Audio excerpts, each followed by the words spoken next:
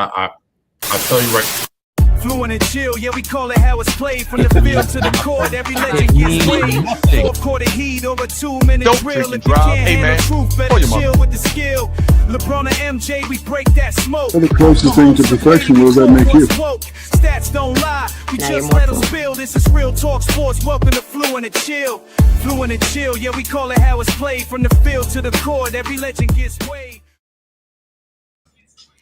I feel like we going to catch a plane, Tone, and like we stumble into the gate with bags and all kinds of shit. We tripping over each other. Like, okay, we're here. Here we are, guys. All right, we ready to go. Okay, here we are. We're here. I'm so upset right now. I'm hot too. Like y'all don't even know. Oh, yo. Oh my goodness. Who made that song? I made that song, Prada. I made that song. That's right. Mm-hmm. What do you think? You think he made it? I'm still waiting for your freestyle. You were gonna write some lyrics and do like a whole. I'm calling in from Moncton, New Brunswick, which is probably why my internet sucks. So I'm telling you right now. We've been on TikTok live for about 20 minutes. And it took this long to get the YouTube going. And I'll tell you right now, Chill, if my internet goes out again, I'm going to bed. I'm out. I'm going to bed. And I'm like, I'm sorry. I can't do it. I don't have the patience. I don't have the mental wherewithal. Like, it's one of these nights, Jay. I'm putting on my glasses. It's one of these. It's one of these because listen, the world must be a good place right now. Let me tell you this right now. The world must be a beautiful place, and let me tell you why. Wow. I have nothing to rant about. Nothing, Tone? Not negative. Like every week I start the show with, I hate this, that person's stupid, blah, blah. Nothing. Zero. Nothing. How is it possible that you don't have anything to rant about? There's something that's going on. It has to be something going on where you're like, no, this is some nonsense. I will say this. I don't know. I have not. So I'm saying I haven't done the research on this. Maybe you can tell me. Have you been paying attention to the WNBA negotiations? I have been, and sounds like they got a deal. They have a deal. It looks like they have a deal. Mm-hmm. Vet players. I think that we going up to $1 million for vet players. I think the minimum salary is I can tell you right now, Tone, because I definitely been paying attention to this too. I just forgot it. Yes, I have. But let's see here. I can give you the information. Bear with me, sir. Cause let's see, WNBA labor negotiations. I think we got an agreement. Yeah, we did not have a lockout. What we're hearing, let's see, Tone. It looks like, and this was just yesterday. I thought we had a deal. It only to find out that they got 48 hours to shut this down. Both sides have the option to terminate agreement within 48 hours. But less than 30 minutes before midnight on Sunday, they agreed to a deal. Right? We did have a deal. And I just want to make sure, Tone, that I give you the correct information because I don't want to give you no nonsense. You know, I just want you to know, I looked back a couple of times. I was trying to figure out what this picture was. I wasn't sure. And then I kept looking at the pillows because I was like, oh, the pillows aren't straight. And I'm like, I feel Mm-hmm. Mm-hmm. It's so funny.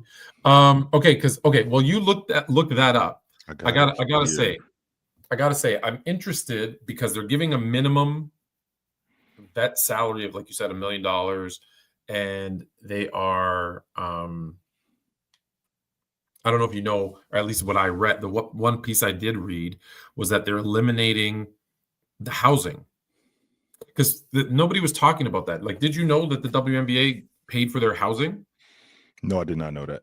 That's news. Neither did I. That's they didn't. They don't tell you that when they talk about, oh, look how little they get paid. So I'm curious, is it going to be just flat?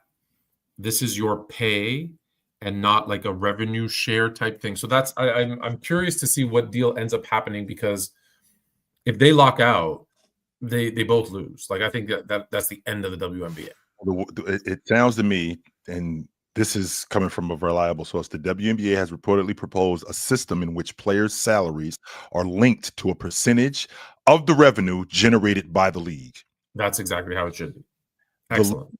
Meanwhile, has sent a proposal in late October that would have allowed players on maximum level contracts to potentially earn more than $1 million in total compensation per season, with that sum being made up of a combination of base salary and a revenue sharing component.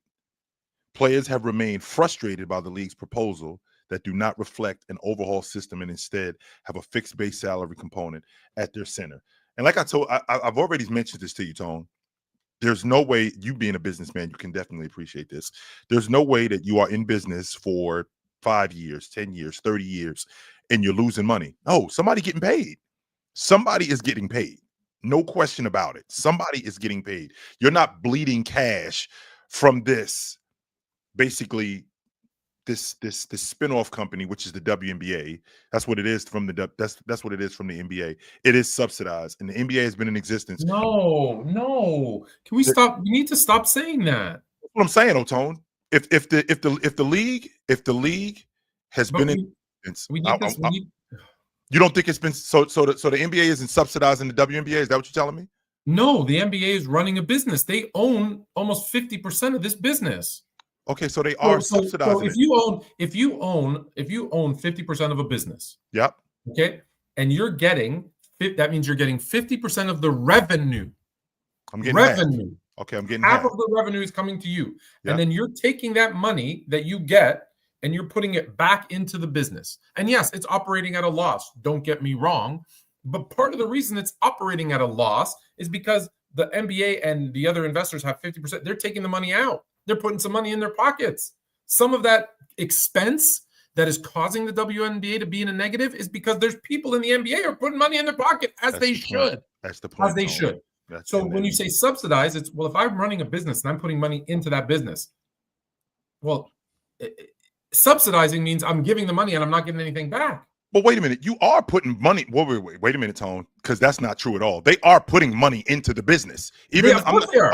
I'm not just their business. Okay, right.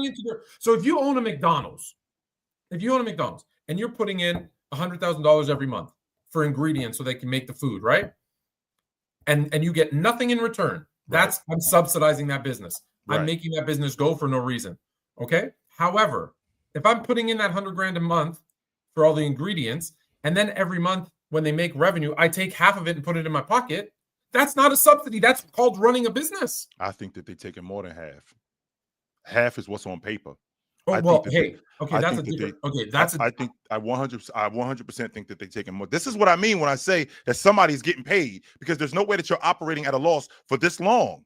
That's just not good business. No, the money. No, notice no one's ever asked. No one's ever asked, where's all the money going? How do you make last season $200 million? You pay your employees 10% of that. Actually, 9.6, but I'll round up. Let's say 10%. Sure. You pay your employees 10% of that. Where'd the other 90% go? I can tell you where. Not only 90%, 90+%, because they went into the negative. Where did that 90+% go? To the people who put this thing together. It went to them. Okay. But on paper, you're saying that half of it is going to us. No. But my point is, that's not a subsidy. You know what a subsidy is? Let me tell you what a subsidy is. Do you know how the NBA made all their money in the especially in the like 90s and up until about 2002? Advertising. No. The number one source of revenue up until 2002 ticket sales. I know that. It was ticket sales. It was ticket sales. And listen to this. Did anyone say the government was subsidizing the NBA teams? Because guess who built most of those arenas or paid for at least most of those arenas? Tax money was. Taxpayers' money built the stadium so that they could have more seats, so that they can make more money. Because up until 2002, when the deal with ESPN was signed, that was like $600 million or whatever, $6 billion, whatever the hell the number was. Up until that point, ticket sales were the number one source of revenue and concession sales. So if the government built the stadium that allowed you to get those ticket sales, which allowed you to make money, that's called a subsidy. They paid for it. They didn't get anything technically in return. They didn't in terms of ownership of the business. That's a subsidy. No one talks about it. The NBA gets at least, to your point, at least 50%. And if they're putting money in, that doesn't make any sense. If they're putting money in and they're not getting anything out of it, I understand what it's like. So when I hear the term subsidy, sorry that I get angry. Well, it's not, because it's not true. Like, all right. Like I'm trying to think of another business where this is like where someone would say like, is Elon Musk subsidizing Twitter? No, but it loses money every year. Does it? Because I was about to say, isn't X a profitable business? They say it. They say who knows? They say it. I'm saying, like, who do we trust around here? I mean, because I trust no one. I do what I can to read up on stuff and do my homework, but I'm having a difficult time with the logic that a business that the NBA is funding. The WNBA is in existence because of the NBA. That's how it's in business. If the WNBA broke away from the NBA, would it be a viable business? Like if it didn't have any support from the NBA, let's just say that the WNBA became its own entity, and now this women's league is being run by the WNBA. And with it being run by the WNBA and the commissioner, it has no backing, no advertising, none of that from the NBA. Could it be a viable business? Could it be a viable business? Listen, if the right person was in charge, yes. Tone, this is 30 years, man. This thing has been going on for 30 years now. We know that it's not. We know that the right people haven't been in charge of it. Right. That's my point. Okay, so if the right people haven't been in charge of it, what you asked was, could it be a viable business? Yeah, 100%. It could have been a viable business years ago. It could have been a viable business 25 years ago. Yeah, 100%. It could have been a viable business. It could have been, but we've seen women's leagues fail. That's the problem, right? We've seen women's leagues fail. Sure. But the fact that this one has not has a lot to do with the fact that the NBA is funding it. You're right. Yes, it has. It hasn't failed because the NBA put their money where their mouth is. 100%. And they listen. They took. Yeah. They took an ownership stake, so it's not like it's charity. Stop calling it a charity for those. That being said, if the problem has always been when we say women's leagues have failed, it's because they have limited viewership. Okay. Sure. Historically, I know it's gotten better with the WNBA as of late, but historically, and they try to run it and they try to compete with the men's leagues, right? Like when I hear stupid stuff like, we should get paid the same as the men. Oh, we could beat a men's team. No, you can't. And no, you shouldn't.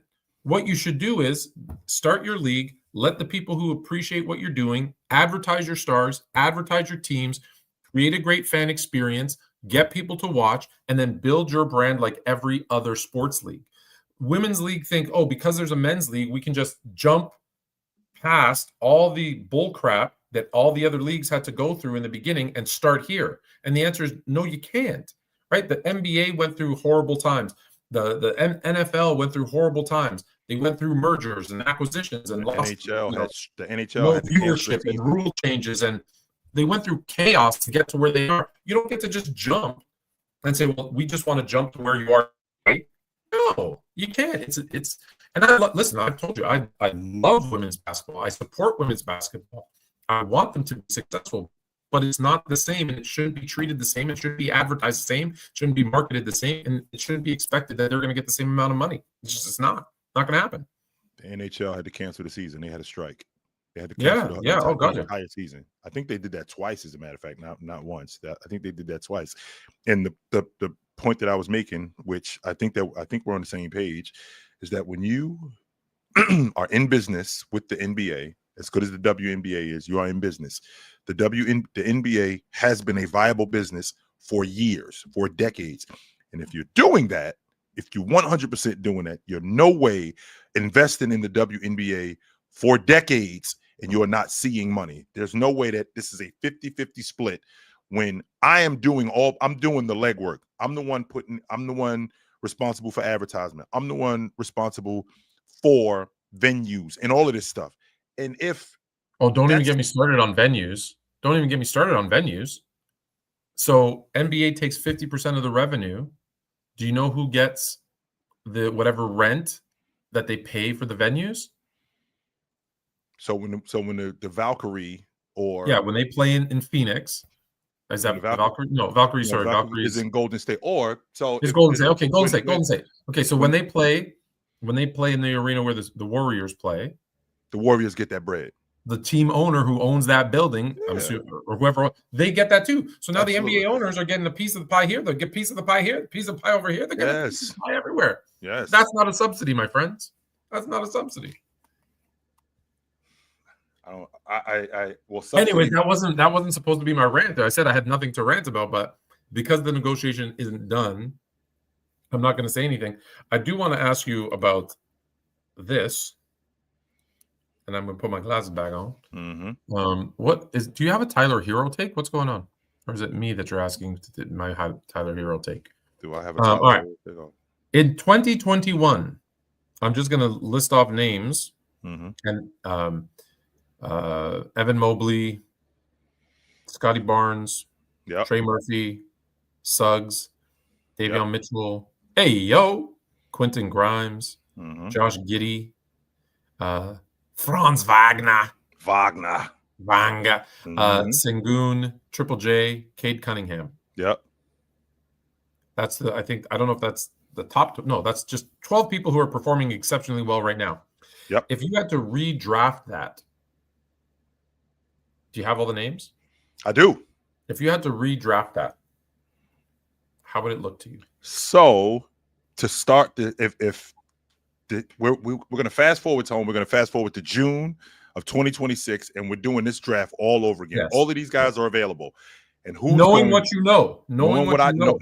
I know today, I got Cade Cunningham, Jalen Green, Evan Mobley, Scotty Barnes, Suggs, Giddey, Kuminga, Franz Wagner, Davion Mitchell, Zaire Ware, James Bouknight, Joshua Primo, Chris Duarte, Moses Moody, Chris Kispert, Sengun, Trey Murphy III, Trey Mann, Jalen Johnson, Cam Thomas, just to name a few guys, right? Just to name a few guys. Santi Aldama that's playing in Memphis. Okay, I gave you 12. You don't want to give me 75.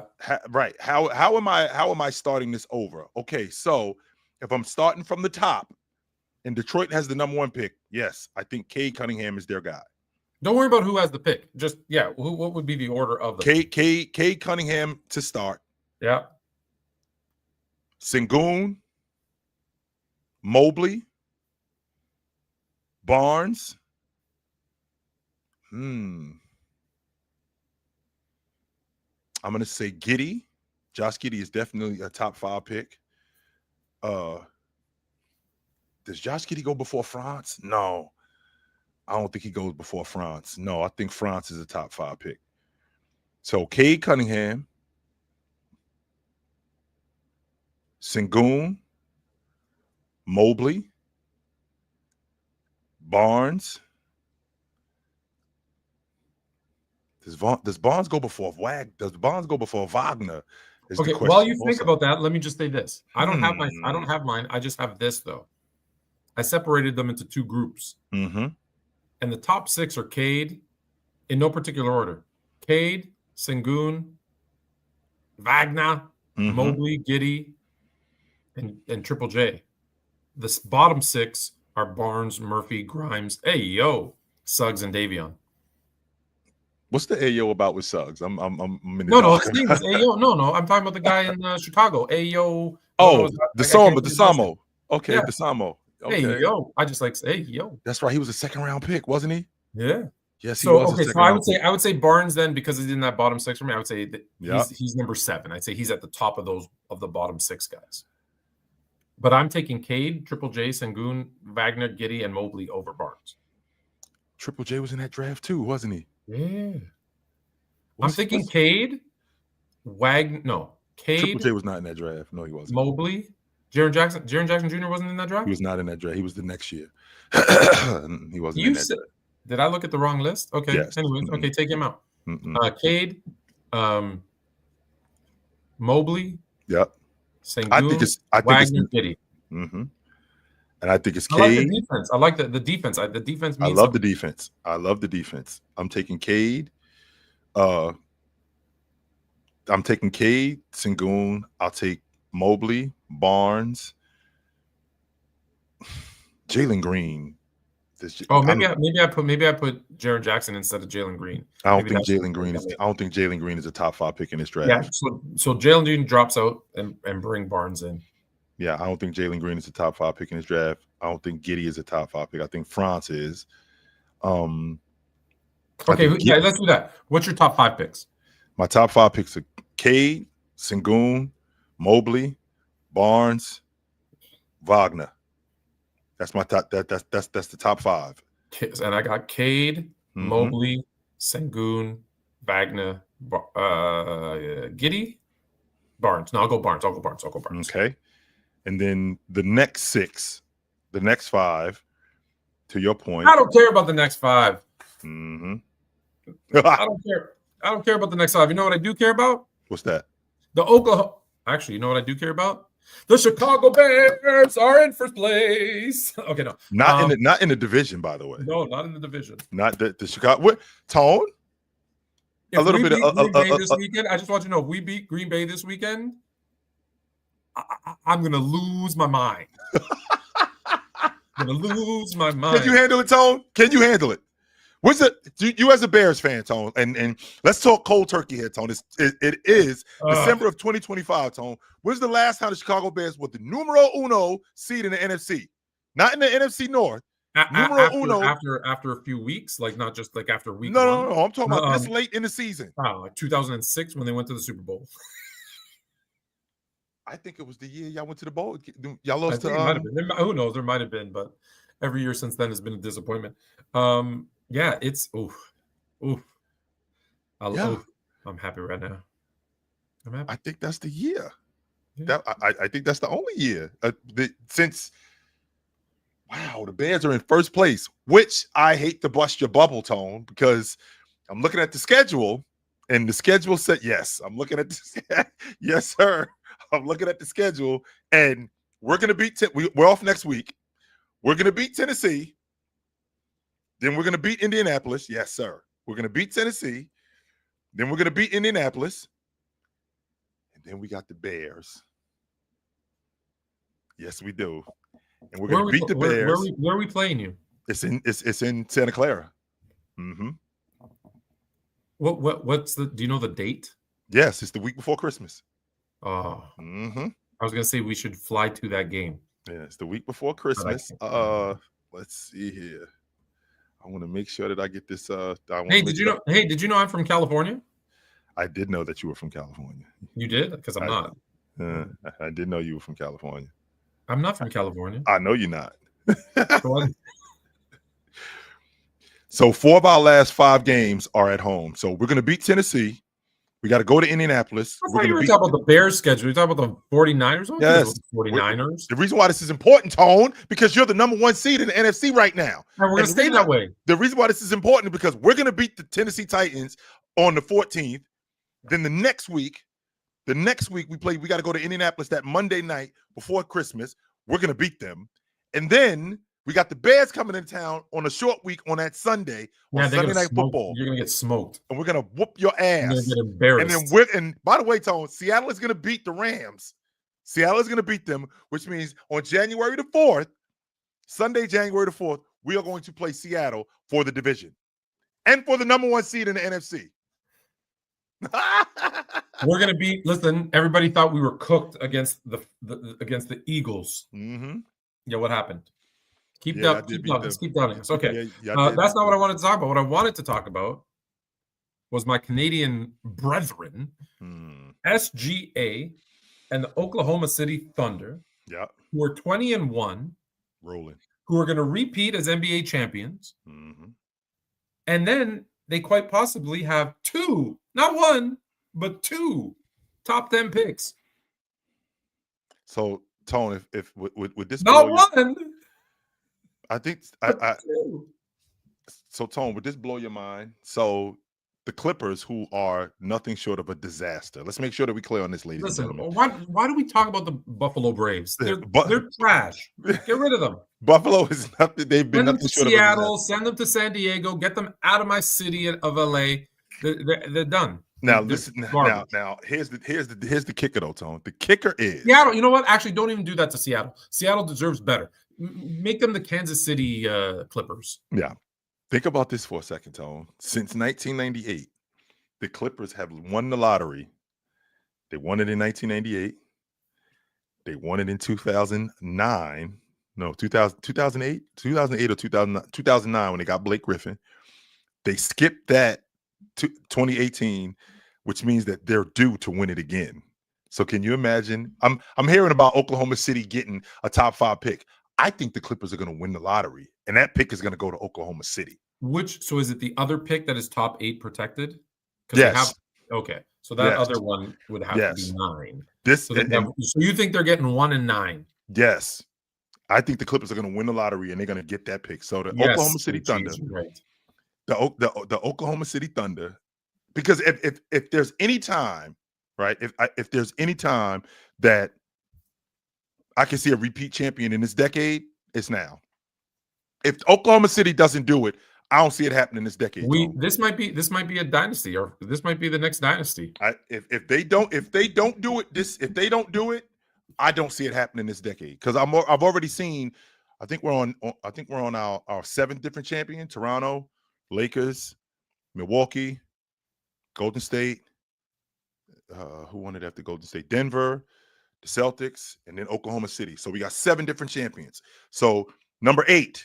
Yeah, it's like the 70s. Yeah, we could potentially have, but in the 70s it's different, Tone, because in the 70s we actually did see the Knicks win it twice. Right? Yeah, but weren't they 6 years apart? Right. Well, there was 2 actually. Yeah. They won it in 70, and they won it again in 73. Same thing with the Celtics. We saw the Celtics win it in 74, and then we saw them win it again in 76. So, but there's a stretch in the 70s, no? Okay, so in the 70s, no? So in the 70s, in 1970, the Knicks win it. In 71, Milwaukee wins it. In 72, the Lakers win it. In 73, the Knicks win it. In 74, the Celtics win it. In 75, the Warriors win it. In 76, the Celtics win it again. In 77, the Blazers win it. In 78, Seattle win. Nope, Washington wins it. And in 79, Seattle wins it. But during that time, well, the next year, the Lakers win it in 1980. Yay! Let's go. Yes, sir. The Lakers won it in 1980.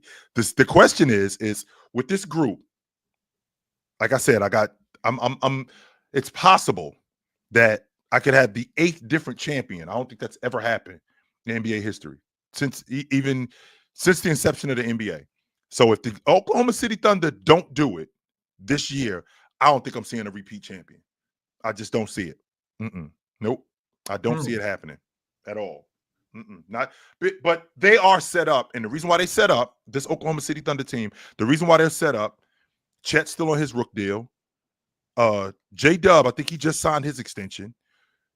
SGA signed his extension, right? And I did say that the Celtics wanted in 74. I told you that. I said they wanted in 74 and they wanted in 76.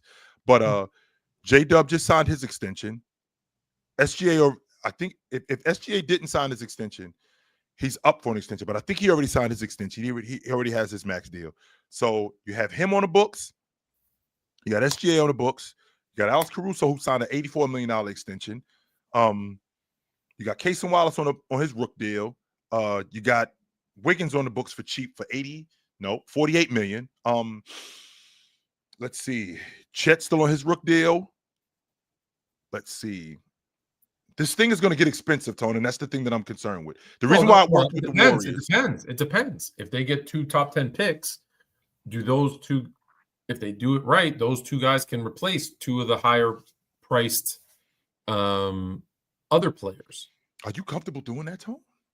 Down the road, not tomorrow, but by year, let's say in 3 years, when in 3 years, I think, let's say Caruso's deal is up, I think in 2029, right? Yep. Mm-hmm. So so if they draft someone who can take over that role and he's still on the rookie deal, sure, they can, there's ways they can do it.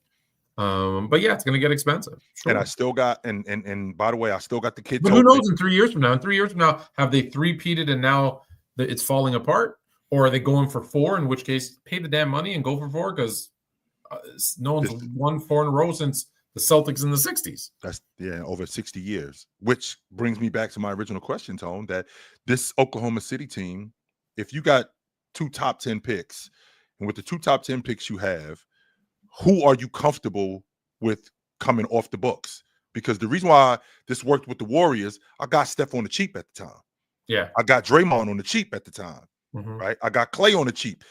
These guys that I have on rook deals, Chet, Case and Wallace, like this thing is going to start to get expensive, and it's going to start to get expensive. They're playing really too well. They're playing too well, so you can't get them on the cheap. Right. Like I think that's people forget is Steph signed with bad ankles for an extension that allowed them to do a lot of things like get KD. You got him for $44 million, Tone. Like a 4-year deal for like $44 million. You got him for almost nothing. You didn't end up getting Clay. You got Clay for a little bit of money. In addition to getting Clay for a little bit of money, you got Draymond for a little bit of money. And then you were able to get these other pieces like Andre Iguodala for a little bit of money, a vet. They did a phenomenal job.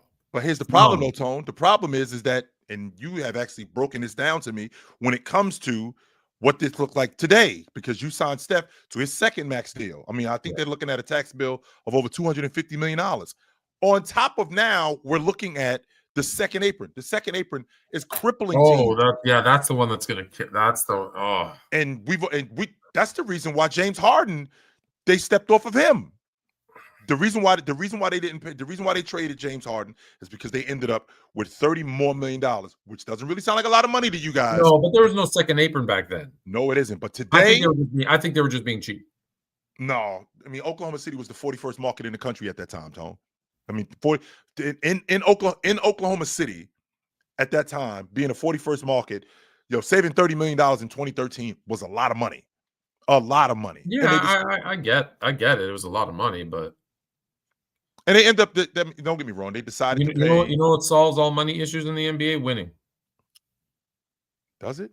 Yeah, 100%. In fact, not only does it not solve those issues, it gets even more expensive when we win it because guys want to get paid more. Not if you're smart. Okay, and you sell the naming rights to your stadium, you get your nice piece of the TV money. Yep. You do like MSG and start your own streaming service television network, and then you get your own advertisers. No, if you're a championship team and you're not making money, you're an idiot as far as business goes. If in your estimation, Tone, who was ahead of the curve by doing MSG? MSG had their network years ago. That was brilliant of them. Now, did they turn that into streaming and some other things fast enough? Probably not. But that's where they really could have made some noise if they did that. So that's where we get like the Yes Network and WGN with the Bulls. That's where we get all of that kind of stuff from because MSG had decided, we don't want to broadcast our Knicks on, which I do remember this as a kid. I don't want to broadcast them on Channel 9. I want to broadcast them on, or actually they were playing on Channel 9. Let's get our own network so we can keep all the money. Yeah, and won't have to pay anybody. Now, here's the thing, Tone, because I know how you feel about your brethren SGA, right? I do know how you feel about him, and we were actually having this conversation. I don't think that he plays anything like Bryant. I don't think he plays anything like Jordan. I don't think he plays anything like these guys. However, from a production standpoint, we're having a different conversation. This is the 4th straight year I'm getting 35 and 5 from him. The 4th straight year, Tone. Oscar Robertson and Jordan are the only 2 guards that I can remember. Now, if I'm wrong, right? If I'm wrong, straighten me out. But Jordan and Oscar Robertson are the only two guards that I can remember that averaged 35 and 5 for 4 straight years. I don't think anybody else can say that they did that. James Harden can't say that he did that. Russell Westbrook can't say that he did that. Steph Curry can't say that he did that. I'm talking about all-time great guards. Magic can't say that he did that. Damian Lillard can't say that he did that. And we're talking about bucket getters at the guard spot. Russell Westbrook. None of these guys can say that they did that. I say that to say, with SGA producing what he's producing, to your point, if the Oklahoma City Thunder were to win it again, and he ends up winning another championship, and he ends up winning another league MVP, he ends up winning, I think that what he's doing is he's cementing his legacy. Because when you win it back-to-back, what that does, that legitimizes me, Tone. That makes me official. That whatever when with me winning it one time, I'm essentially saying, okay, anybody can win it once.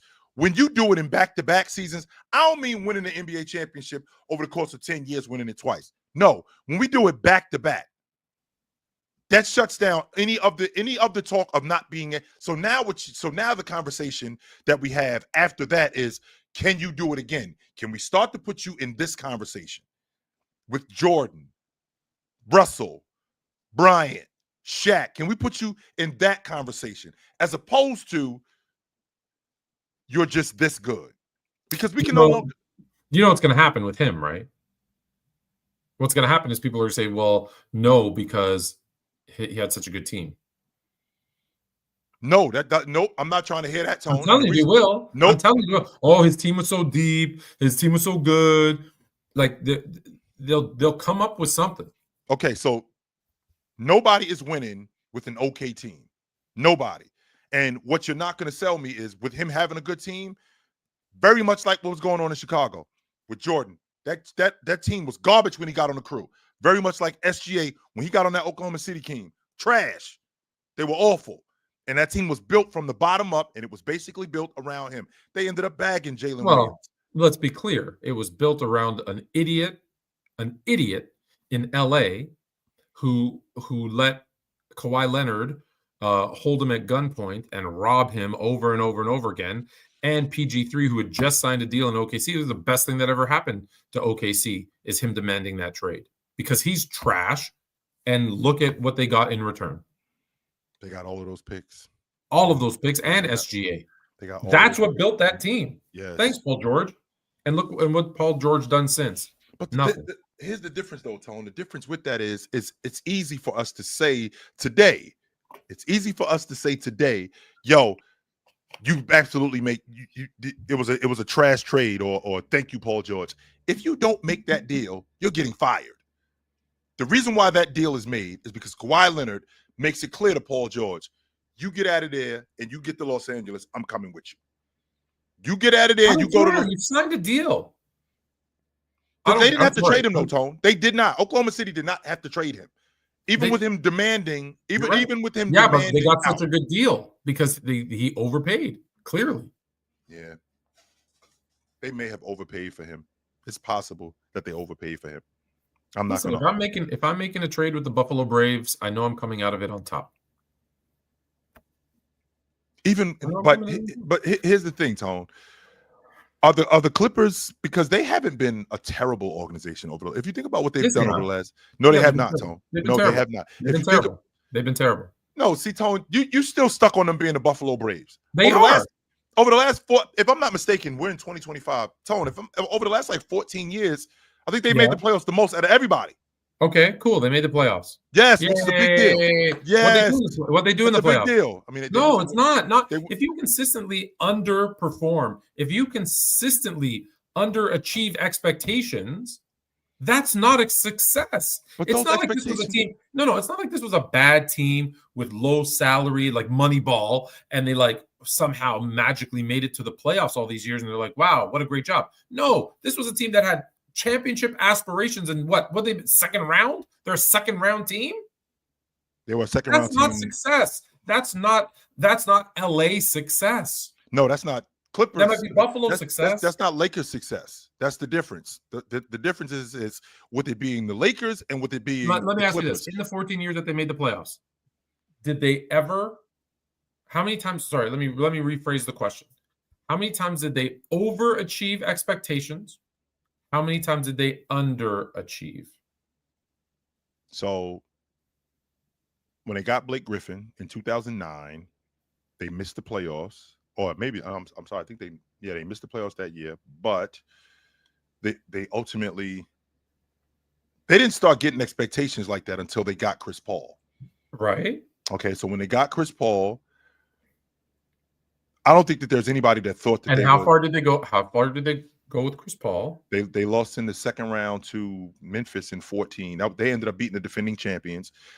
They lost in the Western Conference Championship in 22. Yeah, because Kawhi Leonard got hurt.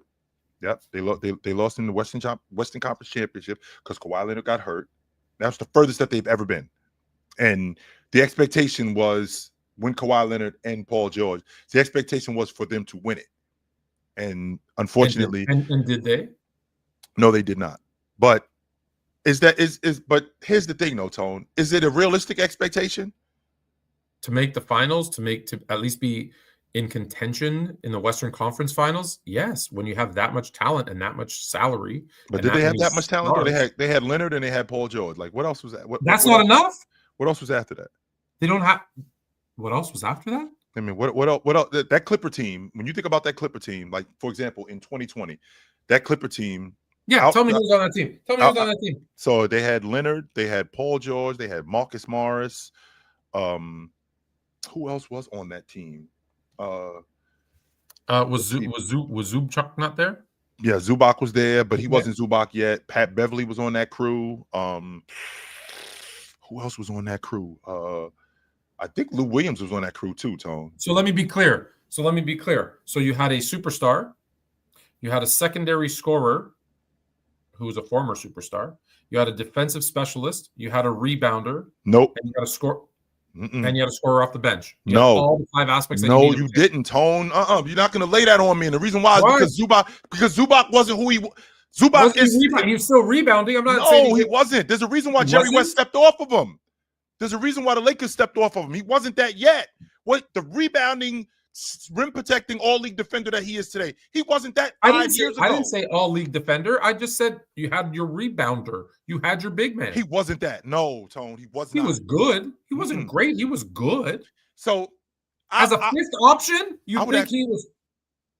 I would actually give you more. To be honest with you, Tone, I would give you more grace if we talked about that Clipper team with Blake Griffin and DeAndre Jordan and same Chris thing. Paul All they do is the same thing over Jamal and over Crawford. again. All right, I could, to be honest with you, I could get with that logic. This group, I mean, after with Leonard and Paul George, who was consistently underperforming in the playoffs, we saw that, and he was breaking down. We saw what happened in Oklahoma City in 19 with the shoulder injury. We saw what happened in 18 when they played against Utah, where he flamed out because Russell Westbrook is taking 40 shots per game. We saw that. We saw what happened in 17 when he's with the Cavs and he's going 5 for 21 in closeout games. That's not working. Meanwhile, Paul George is one of those guys who is, in theory, that's who Paul George was. Like the playoff P. He wasn't no damn playoff P. That's not who he was. Because he did not live up to expectations. That's exactly what I'm saying. Where did those expectations come from, Tone? From their big mouths. I'm sorry, when you demand a trade to be the second star on a bomb squad and you can't get out the second round, that's on you. He should have stayed his ass in OKC and retired. Speaking of retired, Paul George really that was an accidental segue. Speaking of retired, why is it always the player who's last to know? I know you want to give Danilo Gallinari, I think I said his name, right? His flowers. I want to say, I thought he was already retired. Yeah. I want to say Chris Paul announced this season's his last because he's retiring. Guess what, Chris Paul? Guess what, Gallinaro, Danilo, whatever your name. Everybody knew you were retired. You're the last one to know, both of you. Both of you. The player's the last one to know. Did you know he's still in the league? He's not in the league. He just hasn't officially retired. That's the difference, though. Well, listen, when you're not on a team anymore, you've been retired. Yeah. He's not officially. Okay? Chris Paul, you've been retired. You just didn't know it yet. You've been retired. I mean, Gallinari, for all intents and purposes, had some really good years. 100%. He was a great role player. Yeah, he was awesome 100%. in Denver. I mean, he had a 5-6 year stretch in Denver. He was like 17, 18 a game. I'm not saying he's trash. I'm just saying he's been retired. Like he didn't have to announce anything. Last year was his last year in the 24 season. Actually, 2 years ago, because 24-25 was 24-25 was last year. 23-24 was his last season in the league with the Bucks, and he played 17 games. Since then, he hasn't been in the league. So almost 2 years now since he's been out of the league. And I mean, I think we all come to expect. I just want to shout out Danilo Gallinari. I remember him with the Knicks. I think that when Carmelo Anthony got there, I think that it kind of threw a monkey wrench because he was a part of that trade that sent. He was a part of that trade that sent Gallinari to Denver. I really didn't think that Knicks team was that far away with Wilson Chandler and Gallinari and Stoudemire and Felton. I thought that Knicks team was close. I didn't think that they were that far away. When they got Carmelo Anthony, they had to blow up a lot of that unit. And he went to Denver and he thrived. No doubt about that. He definitely thrived. Okay. Mm-hmm. Congratulations. Speaking of retirement,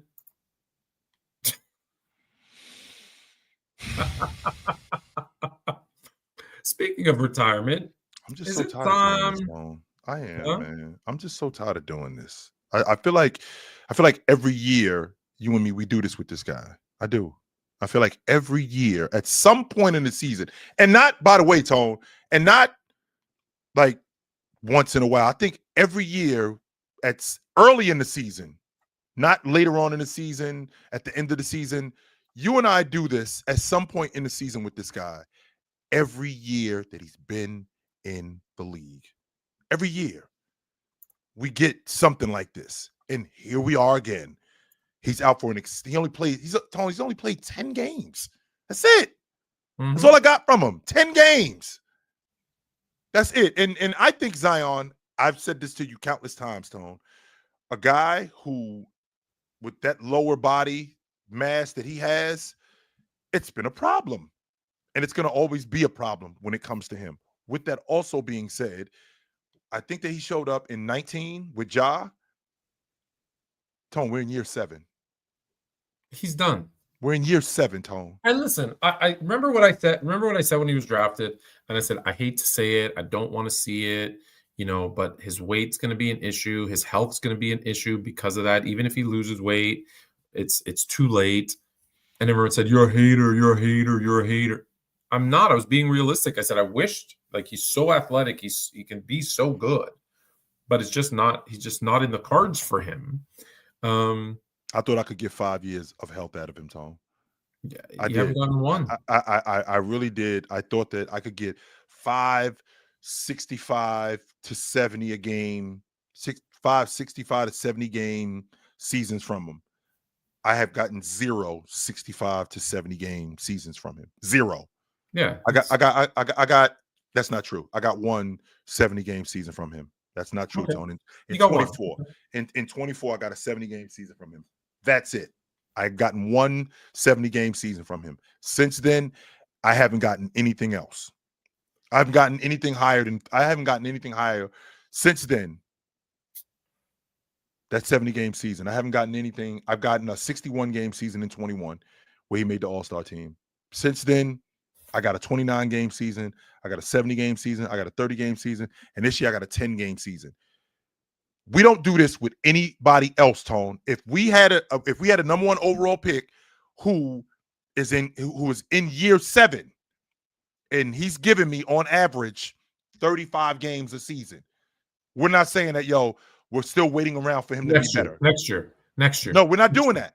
Tone, we're not doing that with nobody else. Nor should you. We're not doing that with nobody else. So, and from what I understand, it's an extended period of time with this adductor muscle. For those of you guys out there that don't know, your adductor muscle is the muscle that allows you to lift up your leg. It's the muscle that Willis Reed tore in game 5 when he played with the Knicks. When he was dragging his leg, that's a season-ending injury. He's got the muscle isn't torn. Apparently, it's strained, and he's going to be out for an extended period of time, which is a problem. He's done.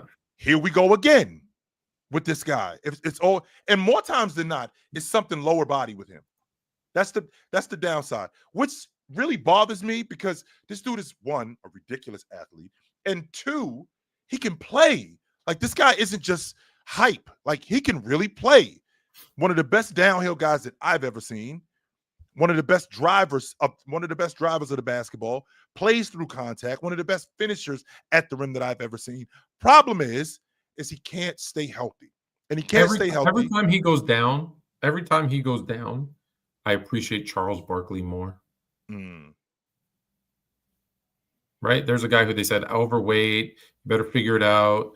Last. And he played 16 years. Yeah, come on, Zion. He played 16 years, Tom. Yes, he did. He played 16 years. Absolutely. So it's too late. It's too late for Zion, in my opinion. Is it too late for Dallas? I don't think it's too late, Tone. And the reason why I don't think it's too late is because when I look at the standings and I see where the Mavs are, as of right now, they're 2 games behind the Trailblazers for the 10 spot. Anthony Davis, they just got him back in the lineup. I think that their offense is going to get better. Cooper Flagg has been playing great as of recent. I think his last 6 games, so I think he's averaging like 19, 9 and 6, 19, 9 and 4, something like that. Anthony Davis is back in the fold. He went off either last night or the night before last. Yeah, 32, 13, 4, got 2, busy. 2.5. Even though Joker went almost 30 and 20. So but that's an average night for Joker. Right. That's Joker. Yeah, that's Joker. But even with that being said, they got one of the best defenses in the league. And if they're another team that if they can get healthy at the right time, right? I feel like this is a team that if we can get some health together, which is around this time, Tone, this is the dog days we're coming up on the dog days of the season, about another 2-3 weeks where we'll probably go from, I'll say, like the 17th to the trade deadline, which is around February 9th or 10th. If we can get some health, I think that we could go on a run and we can make some progress. The difference is here with this group, right? The difference is with this group is, can we get Anthony Davis to stay? Can we get day-to-day in your estimation? Can we get him to stay healthy? D'Angelo Russell has been playing really well off the basketball. That's good. Nembhard actually has been a really good spark for them. Their defense, with both Lively and Gafford, who have both been out of the lineup, if we can get these dudes healthy and get them back in the lineup and continue to play the defense that we're playing, and matter of fact that we got Anthony Davis back, our offense can be better. I think we can make some headway. Let me ask you a question, and then I'll tell you what I'm thinking. Is Kyrie remotely close to coming back? I haven't. I mean, I've actually heard that they might be interested in shelving him for the season. Okay, I've heard that, and that's okay. So Dallas, I said this from the beginning. If healthy, this team is a legitimate playoff contender that can make a run deep into the playoffs because of their defense. But they have to be healthy because they don't have a lot of scoring, but they have a lot of defense. That being said, 666 is the number of the beast. I don't know if you remember kind of our childhood, the 666. They need to make a deal with the devil. And here's why I bring that up. Today, they are 6 games at a 6th place with 60 games to go. There is absolutely no reason why a team can't make up 6 games in 60. This team could be a non-play-in team. A legit playoff team. A legit playoff team. Anything top 6 is now legit playoff. If they can be healthy. Because to make up 6 games in 60, that 6th spot is not ridiculous, as you would say. That is not ridiculous. They can make up. That's one game. They only have to make up one game every 10. It's not a lot. They better than Utah, Tone. They better than the Blazers. They're better than talent-wise, Memphis. absolutely. They're better than Utah. They're better than the Blazers. They're better than Memphis. I think they're better than Golden State too, and I think they're better than Phoenix. If I just can I just take a sidestep? Let's pause and ask, and then let me ask, what was the bet that me and Trista made about Portland's defense? Because I just want you to know, she said they'd be top 5 defensive rated, and they're not even top 15. So I want to remember what the bet was. I have it written down at home. Let's remember, and maybe halfway through the season we can bring her back on and I can gloat. That being said, remember? Okay. That being said, yeah. So I don't think it's too late for Dallas. I really don't either. I don't think it's too late. But again, with them, more than any other team, their health, more than any other team. I feel, to be honest with you, Tone, I feel the same way about Denver. I feel the exact same way about Denver. Of all the teams in the league, because Oklahoma City has shown me that they can still be beat up, they can still be hurt, and they can still stay afloat. I mean, we saw what happened last year when they lose Chet up until February. They still at the top of the Western Conference. This year, I mean, we've already been a month and a half into the season. They just got J-Dub back, and they are basically sitting out in front of him. They got one loss, and that one loss was to Portland on a back-to-back. And the Oklahoma City Thunder have shown that they can withstand injury. Okay, with that being said, I don't think that there's other teams that if the injury bug bit them, they can withstand that, like Denver. I'm going to give you some more numbers. 43, 9, and 6. 43, 9, and 6. That's a pretty good night. Going 43, 9, and 6. I got busy. That's D. Mitch, who I now believe you is the best shooting guard in the game. Yeah. And that translate, because the question has been the playoffs. Yeah. Do the Cavs have a legit shot? And are you sticking by your preseason pick that the Cavs will be in the NBA final this year? I am still sticking with my pick. Now, I think that we have a war of attrition going on with the Cavs. So last year, Ty Jerome gone, right? Karis LeVert was traded for Hunter in the middle of the season. In addition to Ty Jerome being traded, not Ty Jerome, I'm sorry. In addition to Karis LeVert being traded for DeAndre Hunter. So both for DeAndre Hunter's still on the roster. Ty Jerome is gone. Max Strus is out of the lineup. The biggest problem that they have, well, they have a number of different problems. But I think the biggest problem that they have right now is that offensively, they don't have Darius Garland on a consistent basis. He is the engine to that offense. Donovan Mitchell is their bucket getter. He's one of their best playmakers. When your best ball handler and distributor is off the floor, that's not conducive to a successful offense. They don't play pick and dive like they did last year with both Donovan Mitchell and Evan Mobley. Tone, they were the best pick and dive team last year in the league. Last season in the league, Donovan Mitchell and Evan Mobley, Donovan Mitchell and Evan Mobley, Donovan Mitchell and Jared Allen. They were the best pick and dive team in the league. Jared Allen has been out of the lineup. Max Strus has been out of the lineup. Darius Garland has been out of the lineup. With these guys still being out of the lineup, now we're replacing them with Porter Jr. and Tyson. I forgot this new kid's name that they have. I think he's from New York. Tomlin is his name. This kid Tomlin is, I think he's to be honest with you, I think he's a damn good rotation guy. But Tyson, Proctor, guys like that, I think that they're great for what the Cavs are trying to do in terms of turning it around, but it's going to take some time. This roster got flipped the way it did, and to be honest with you, I don't think it was necessary to do that. That's why I'm having a problem on that aspect. Then on the other side of this, we got a Cavs team. Then on the other side of this, we got a Cavs team that, to be honest with you, they soft. They are soft. They will fight you back, Tone.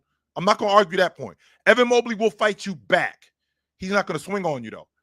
He's not going to punch you in your face, which is what the great teams do. They bring the fight to you. I don't think Cleveland does that.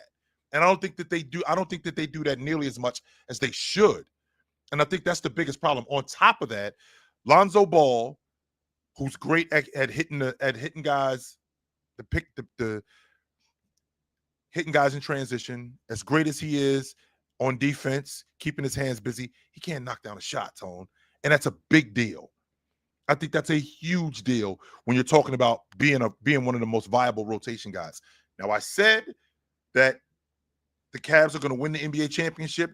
This is who I said before the season started, right? This is who I said before the season started, and I'm sticking with it until they prove me wrong.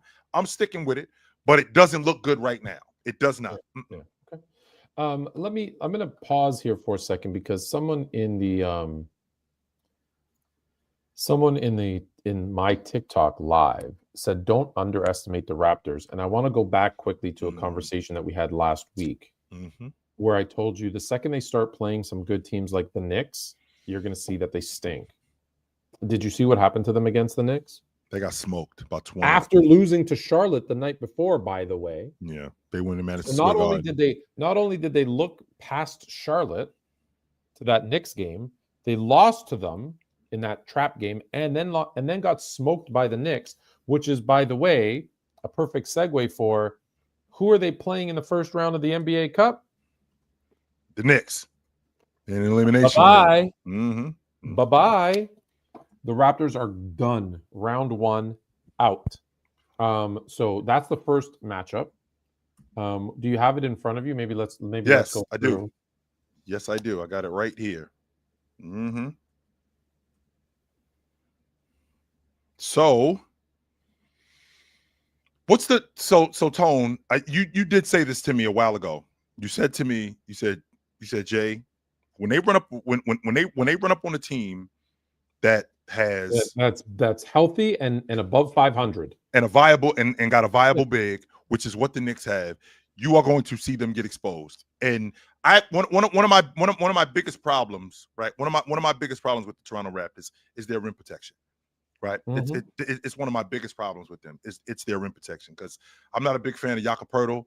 To be honest with you, Tone, right now I'm seeing myself standing outside of my house talking to Mrs. Fluent, and we're having a conversation with the Raptors needing to move up to get the number 8 pick so they can take Zach Edey. Yes. Me and Mrs. Fluent are on the phone. Zach Edey is your guy. Right, Zach. I didn't know that was when we were down there, but yeah, maybe it was. Yeah, Zach Edey is your guy. Me and Mrs. Fluent are on the telephone talking about the draft, and Zach Edey is your guy. With that being said, they still have a hole there where they don't have any rim protection, and because they don't have any rim protection, you run up on a Knick team. You run up on a Knick team with Cat, who actually is doing a great job to get downhill because his game is from inside out, starting at the free throw line, and from the free throw line out, and then moving toward the rim. Then you got guys like Mikal Bridges, who gets into the teeth of the defense. I don't think that there's anybody on this crew that has benefited more from that Knick offense than Mikal Bridges. And then you have Mikal Bridges also as a defender doing a great job on Brandon Ingram, which I thought he did a great job on Brandon Ingram, right? So with that being said, when you put those things together, and on top of that, they got a great rotation, and I think Mike Brown is doing a good job. I think that we can see them beaten. I think we can see the Knicks beat them. On the other hand, I think we can see it, Tone, because I know how you feel about them. On the other hand, make the argument for Toronto.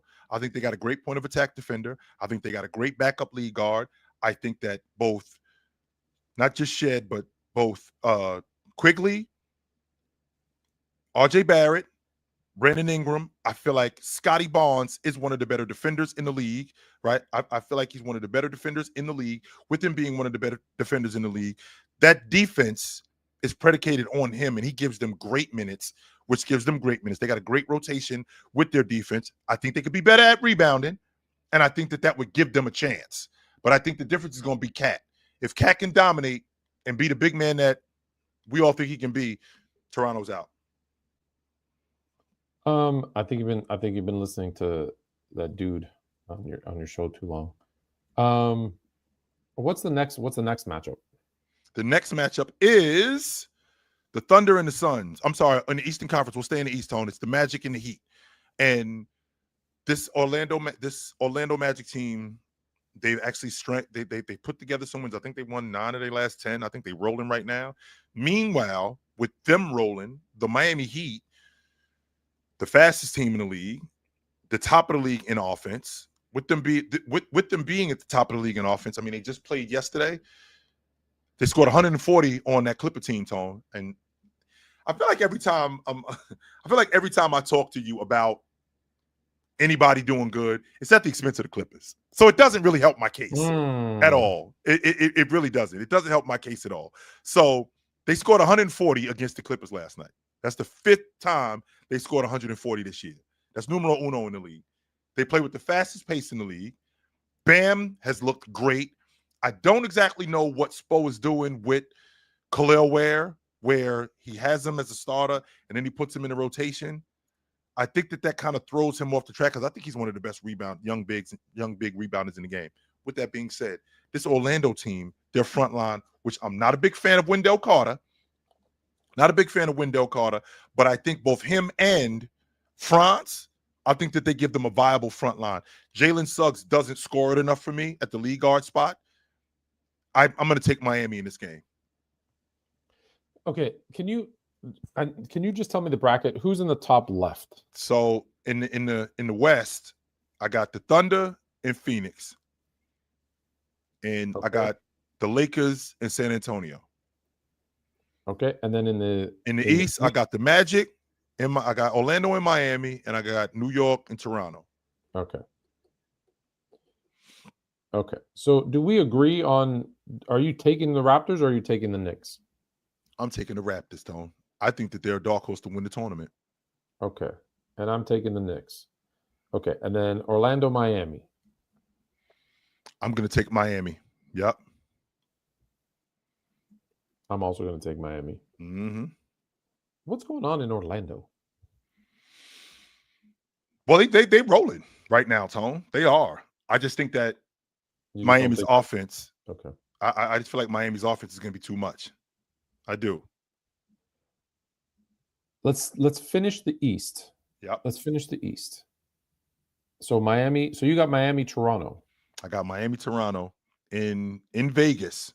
I got Miami, Toronto in Vegas on a neutral court. I'm going to take Miami. You just said you think Toronto can win this whole thing, and now you're taking Miami? I did say that. That just proves you have no faith. That's not true. That's not true. I'm going to take you're right, Tone. I am going to take, I'm going to take Toronto. Okay. Yes. Mm-hmm. I'm going to take Toronto. You're taking Toronto. So now remember what I'm talking about here. They're my dark horse to win it. I ain't said that they're my dark horse to win it. That's why I was thinking Miami. That's why I was thinking Miami. I think that Miami can clip them. I think Oklahoma City's going to win the tournament. Yes. All right. So let's finish it. So okay. So you got. Well, I'll recap it later. I got the Knicks beating Miami. So I got the Knicks going to the final in Vegas. Mm-hmm. Okay. So let's talk about OKC Phoenix. Phoenix's defense looks good. It looks great, Tom. But they ain't stopping OKC. Well, to be honest with you, I thought that they did a good job. The last time today is Monday. I mean, I watched them play on. Today's Tuesday. Today's Tuesday. I'm sorry. I watched them. I want to say on Friday. Every Tuesday. We've been doing the show every Tuesday for like 10 years. Focus. My fault. Today is Tuesday. I apologize, ladies and gentlemen. Today is Tuesday. Like I was saying, on Tuesday, I watched the Thunder and Phoenix play. I want to say on Friday, and this kid Colin Gillespie has actually been really good for them. I think the reason why he didn't get drafted as high, one, because he's small. He one of the best point guards in the country when he was at Villanova. I remember him at Villanova. He might have been the best point guard in the Big East. I don't think there was a better point guard in the Big East. Dylan Brooks has been nothing short of fantastic. I'm going to take Oklahoma City because Devin Booker has a Devin Booker has a groin injury, and I don't think he's going to be back by the time today is Tuesday. This is next Wednesday. I don't think he's going to be back by next Wednesday with this. He just went out of the lineup with this groin injury. So I don't think he's going to be back. I'm going to take Oklahoma City going away. But I think Phoenix is going to put up a fight, and they're going to put up a fight early. I just think Oklahoma City is just going to ultimately outlast them. Yeah, and I'm with you. And I actually think it might be closer than we think. However, I found this pen in my bag, and it's got it's got a light on it. Oh boy! It's got. How about that, right? I thought I got distracted. I'm like a cat with a ball of yarn. I'm like, hey, it's a light. Yeah, I don't think it's gonna be a crazy. I don't think it's gonna be a crazy blowout. It's a pen, my guy. It's a pen. It's a pen that has a light on it. That he just found, by the way. He didn't even know he had it. I didn't know I had it. Yeah, it's. Anyway. I don't think it's gonna be a blowout. Like when I say blowout, 20 plus one. I think OKC wins. I think they're the better team. They're the deeper team. I think on any night, can Phoenix beat them? Sure. But I just think with the way that they're playing right now, they're the better team. They're the more talented team. They're rolling. So I'm going OKC as well. The last matchup is the Lakers. Oh boy.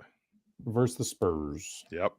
So we got next. I haven't heard any updates on Wemby, and because I haven't heard any updates on Wemby, I'm gonna assume he's gonna be out of the lineup, and I think that's gonna be detrimental to them because DeAndre Ayton has actually been really good for them. He wasn't good in the last game that they played, but over the last 5 games, previous to losing last night, over the last 5 games, I think he's 20, 10, and 2 blocks over the last 5 games. I think that De'Aaron Fox, I think he can get as close.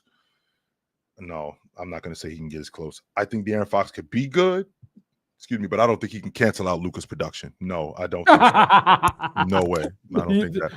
Was that? Were you going to make a joke and say that? Yeah, I was thinking to myself, maybe De'Aaron Fox play Luka to a tie? No, he can't. No, I'm not going to do that at all. De'Aaron Fox can't play Austin Reeves to a tie. Yes, he can. He 100% can play Austin. He can cancel out Austin Reeves' production. But I don't think that's the issue. I think getting Castle back is going to be an issue. If they don't have Castle, I don't think that they could beat the Lakers. If they don't have Castle or Wemby, they're not beating the Lakers. No, I'm going to take the Lakers moving forward. I think everyone knows my pick. I think when you have the glorious King LeBron, anything is possible. Mm-hmm.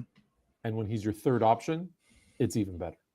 And therefore, the Lakers. And listen, when you got a hurt Spurs team like this should be the blowout of the series. Like this should be the embarrassing one. So you think the Lakers should smoke San Antonio? Smoke them. Serve these dudes. Smoke them. We both got OKC beating Phoenix. So now, now in this case, we both have OKC versus the Lakers. Yep. I'll be quite honest with you, Stone. They trounce you guys. I don't think they'd be. I think they run through you. I think they run through you like Taco Bell. That's what I think happens. I think that they're deeper than you guys. They can match your production at almost every position. They got a better defense than you. They got a better offense than you. They're a better transition defense than you. They're a better transition offense than you. They got more guys in their rotation than you. I think they smoke you guys. I don't think they beat you. I think they smoke you guys.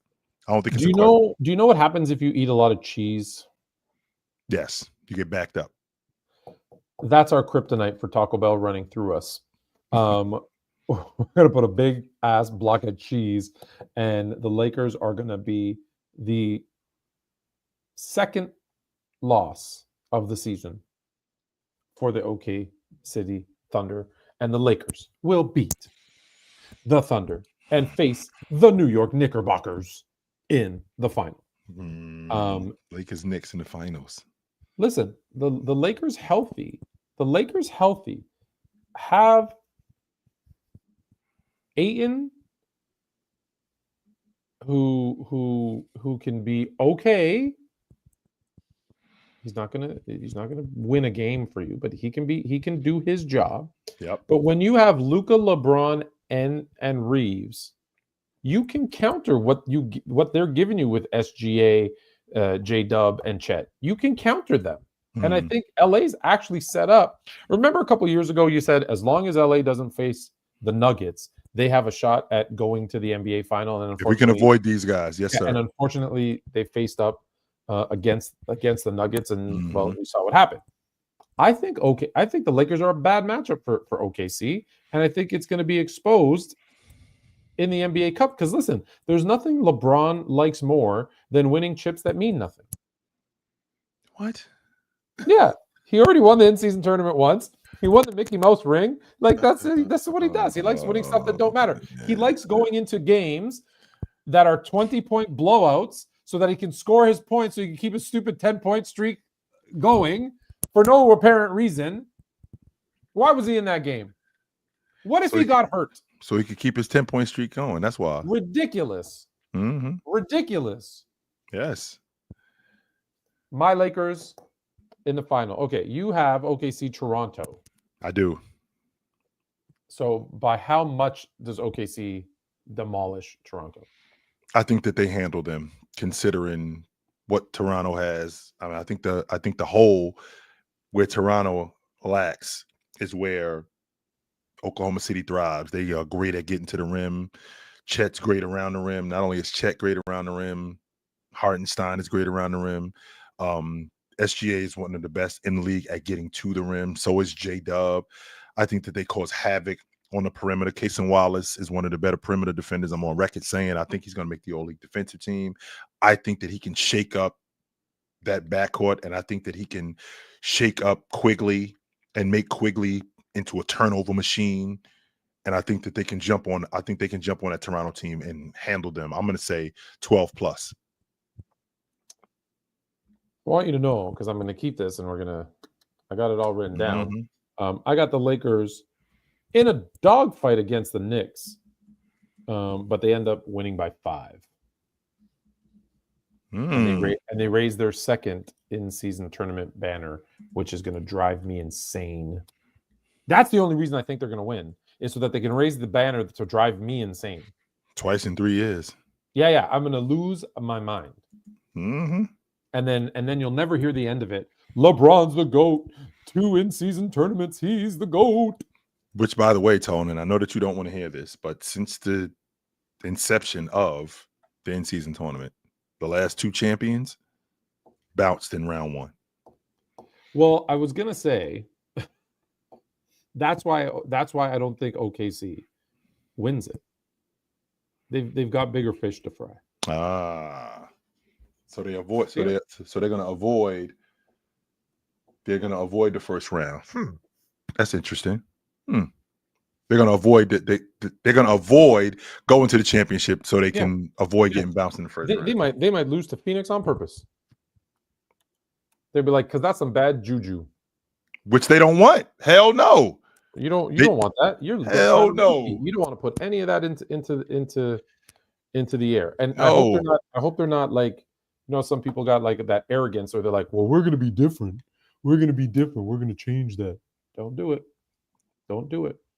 All right. So that's that. Those are the picks. You got Miami. We both got Miami beating Orlando. I got the Knicks. You got Toronto. Then you've got Toronto beating Miami. I got the Knicks beating Miami. In the West, we both got OKC. We both got the Lakers. I got the Lakers. You got OKC going to the final. So you have OKC blowing out Toronto in the final. I got the Lakers in a tough matchup, beating the Knicks. The month is over, November. Today is December the 2nd. And so we officially have our players of the month. It's the best player in the West and the best player in the East. Wow. Scotty Barnes, the best player in the East, Tom? No, Cade Cunningham is the best player in the East. Cade Cunningham is the best player in the East? Players of the month. Yes, sir. What? Who's better? Giannis is better. Giannis is going. Did you not hear he's getting traded to LA? He's not going anywhere. Reliable sources. Trust me, bro. That was the reliable source. You've been Trust me, bro. You've been trading. He took all the Bucks things off of his social media accounts. He's out. You've been trading Giannis for the last. We've been trading Giannis for the last 5 years. That's what we've been doing. That's what's been going on. And if you're trading Giannis to wait a minute. I want to make sure I'm following you here. We're trading Giannis to the Lakers. Is that what we're trading him to? Yes. How are you getting Giannis with the Lakers? How was that possible? Because we're trading LeBron James.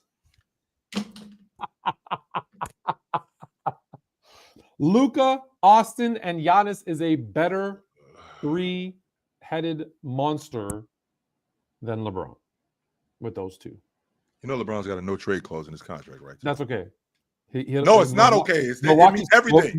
Milwaukee is close to Cleveland. Oh, no.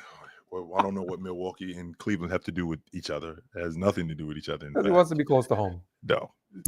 Oh, my goodness. So get it. So you know what that means, Tone? Just so you know, there's a third team involved. He's going to go to Cleveland. Cleveland's going to send something to Milwaukee, and Milwaukee's sending. No, here's the joke about the. Let me go back. Because on Twitter, someone who's pretending to be like a new NBA source, like, and she's got like tens of thousands of followers. She's like, I just got confirmed through sources that Giannis is being traded. And I think she just wants to like break it and be the first one because he took all his social media stuff down. Mm-hmm. And everyone in the comments is like, what are your sources? Oh, I got sources. And everyone's like, yeah, trust me, bro. So no, Giannis is not getting traded. Yes, Giannis is the best player in the East, but I can say that, you know, since he missed some time with some injury and he's probably going to get injured again, I think Cade is right there as a top 3 player in the East, and well deserved. I think he had a better month. How about that? 29, 9, and 6. I think he had a better month. Just so you know, Giannis is averaging 30 and 10. Yeah, but my team won more. Mm-hmm. That's absolutely in with Detroit winning more. I think they won, if I'm not mistaken.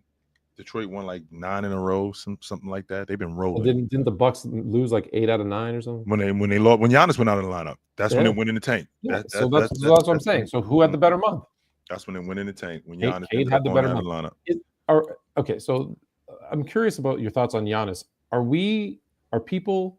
voters, do you think they're going to get desensitized to how great he is? Because this dude is making a case to be a top 5, top 3, top 1 center of all time. Yes, he might be the best offensive center ever already. Yes, and I think that because what's going on with the landscape of the league and how good what's going on with the landscape of the league and how good everybody else is, I think that even though we talk a lot about Joker, I think that in years to come, like what he's doing is going to get thrown by the wayside, and it's very much like what Russell Westbrook did with triple doubles. And what I mean when I say that, Tone, is Russell Westbrook, he made triple doubles look like it was every day.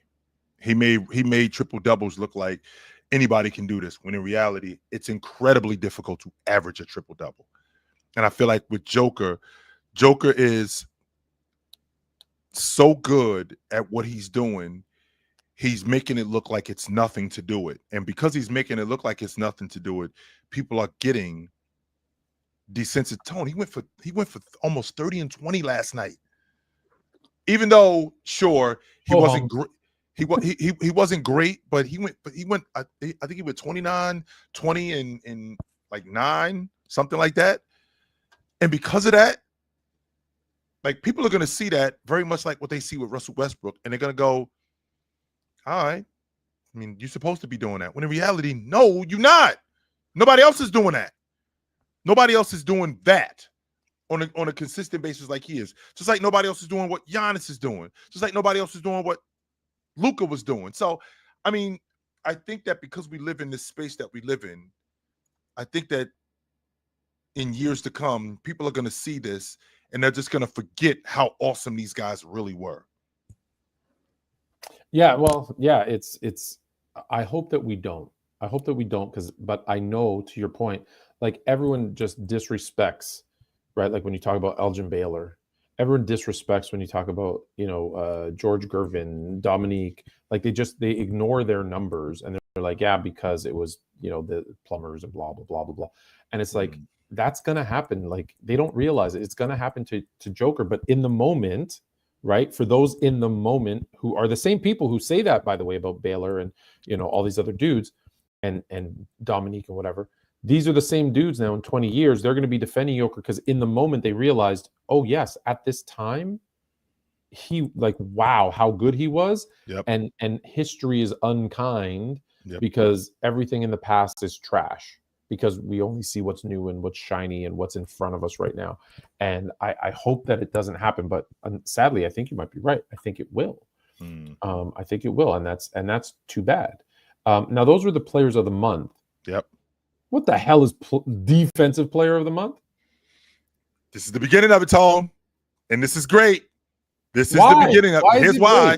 More use player of the week. Hear me out, player Tom. of the month. Defensive player of the month. Defensive player of the week. Next thing you know, player of the week. Player of the day. Defensive player of the day. Oh, blah, blah, blah, blah. This is the stupidest thing I've ever heard in my life. Tone, hear me out. And then guess what? Oh, I'm in the Hall of Fame. Why? I was defensive player of the month 7 times. And we should retire my number. And let's put up a statue. Like that's where this is all going.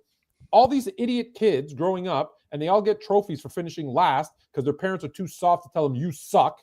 Okay. And now what's going to happen? Now we're doing that with NBA players because they were the same kids who grew up in that generation. And now everyone's number is going to get retired. Everyone's going to get a statue. Everyone's a winner. This is I hate what we're doing. It's not, Tone.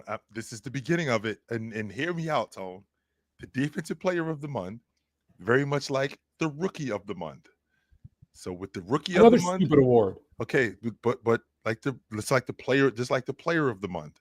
So the defensive player of the month, you know what that's going to lead to, Tone? That's going to lead to the offensive player of the month. And you know what we're going to get?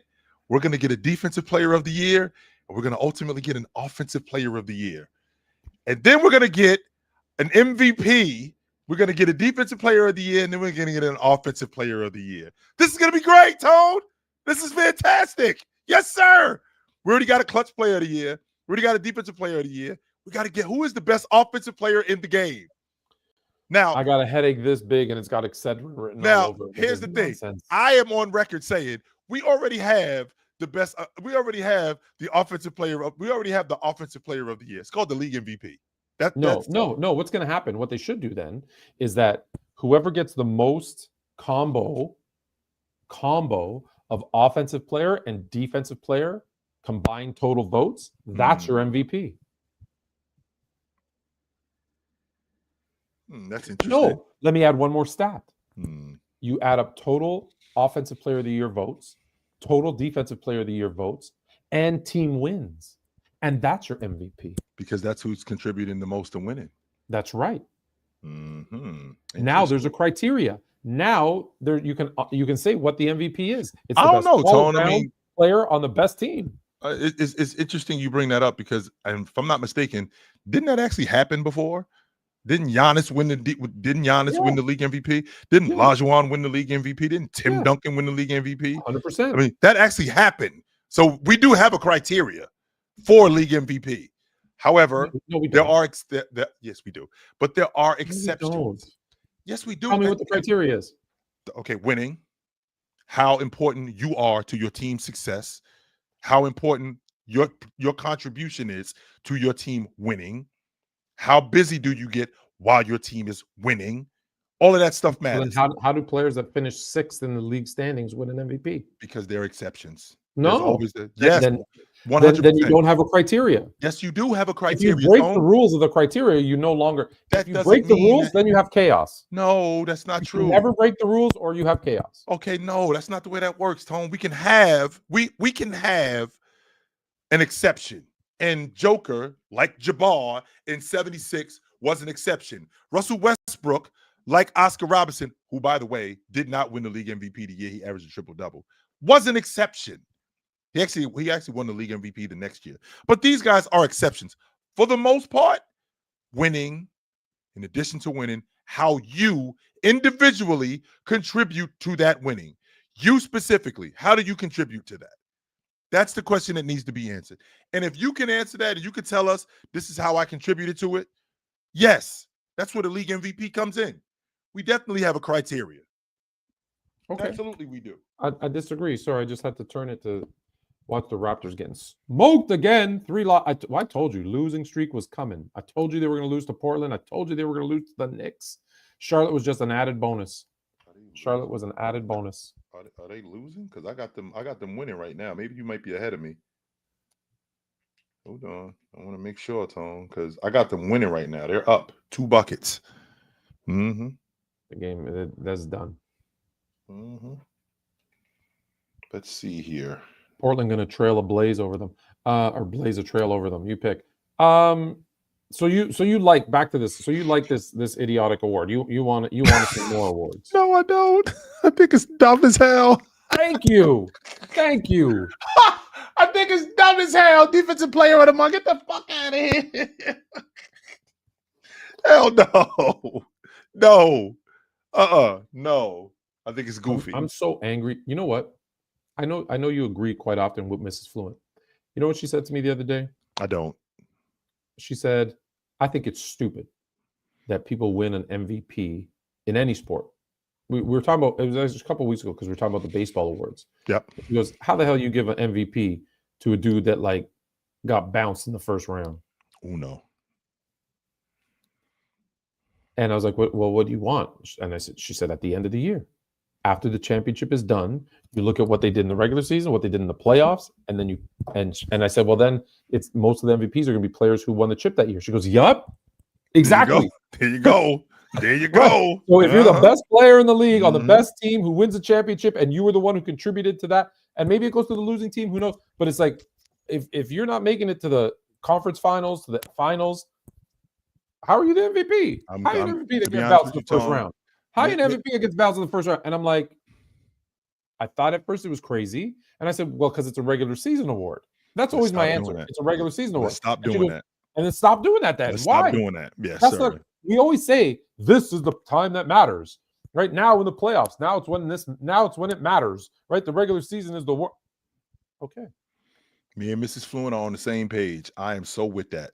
I feel like she convinced me. Yes. Me and Mrs. Fluent are definitely on the same page. I'm feeling that. They do it in baseball. They give the MVP out at the end of the season. No, but it's still a regular season award. So which is dumb. Which is dumb. It's super dumb. Like for example, the Blue Jays beat where does that catcher play that should have won? In Seattle. Seattle? Mm-hmm. Oh no, it went to Aaron Judge. I'm sorry, it went to Aaron Judge. Yeah, what happened to Aaron Judge? And the Yankees? They got smoked by Toronto. Yeah, by Toronto. Yes, they did. They got smoked by Toronto. MVP. That's no MVP. They got smoked by Toronto. Yes, they did. So defensive player of the month can go bye-bye. We're gonna. How much time do we have? Oh shoot. We got a little bit of time. We got time. We started late. Are you okay if we go like a little? I don't know if you have anything live. I do got playback tonight. What time is playback? In a couple of minutes. I'm doing the Warriors game tonight. Okay, so we'll go through this quick. Here, I'm going to set the link in. Yep. But scoring in the NBA is up. Yes, sir. How do you feel? What are your thoughts on the scoring being up?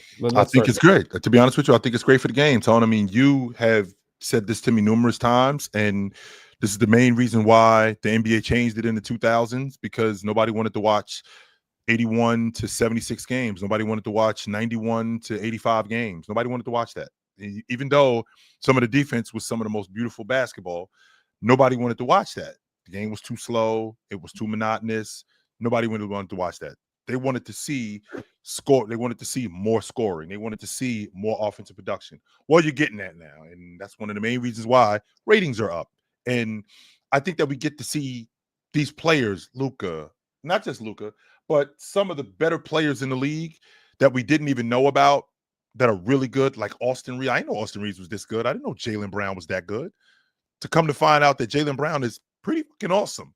I don't think that would be the case if the game wasn't as wide open as it was. I don't think that would be the case if the rules weren't as loose as they are when it comes to defense and comes to offense. Yes, I think that we're in a different space, and I think it's great for basketball. Love it. First off, let me start with, so this was a post from ESPN, and how does ESPN get the numbers wrong? What did they get wrong? So they said the highest scoring season, 61-62, 118.1. That's incorrect. The second highest scoring year was 60-61 at 117.4. That's incorrect. This year, 116.8. That's correct. And this year's the third highest. However, it doesn't take much research to find in 61-62, the average points per game was 118.8. In 60-61, the average was 118.1. And in 66-67, it was 117.4. And this year is the fourth highest scoring season in NBA history. This is ES freaking PN. Y'all got this wrong, yo. And they got and they're paying researchers. I'm just saying, it takes 35 seconds to find out that they're wrong. Literally. So right off the bat, I hate that. Okay, number two. This is the highest pace we've had since the 70s. The difference is they were shooting 0 threes, and now they're shooting 37 per game. 37 threes per game. Now, that being said, that percentage, they're shooting it at 36% or 35.9, whatever the heck it is. So they're doing a good job. They're doing a good job there. However, and I've said this a million times, it's this catch-22. I love today's game. I love how it's played. It's the way that I play. I love it. It's entertaining.